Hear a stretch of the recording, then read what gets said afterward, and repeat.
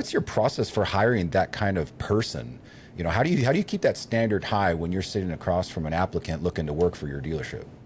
I mean, I would say, you know, we fail probably more than we fail a lot with hiring.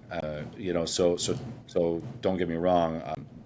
I wish we could dial in our process so we could get every person we hire is just the perfect person. But ultimately, one of the things I would suggest that we do when we're hiring, we'll ask. I always ask the question is, you know, we don't have a person that cleans our dealership, so everybody gets an opportunity to clean the bathroom. Are you willing to clean the bathroom? And you have to, Mm. everybody leans in and watches the response. And we've had people say, I would really prefer not to. And it's an automatic, I mean, there's no chance for them. It doesn't matter what they say after that. Some might say that's short-sighted, but ultimately you have to be humble to work here for a lot of different reasons. You have to self-assess. So we're looking for, questions that elicit whether you can self-assess correctly.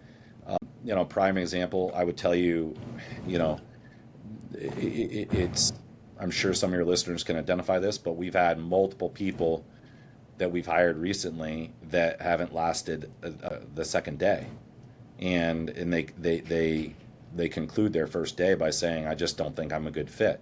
Now, part of that is because we spend a lot of time. I sit with them in my office. We go over the Credo card. We go over the core values. We talk a lot about note taking. We talk a lot about self-assessing. And if this isn't right for you, let's find that out sooner than later. We're not trying to shock and awe, but ultimately, we need them to self-assess whether they realize, a lot of people, I think, come into the dealership excited. It's a Harley dealership. Wow, this is going to be so much fun. I love motorcycles, and that's great. But I always tell them before, when we're just interviewing, I know why you're saying that, but the whole duck on the water, paddling underneath, right? Is the belly of the beast is really it's like working at a restaurant, in the kitchen type of thing. So we talk a lot about that.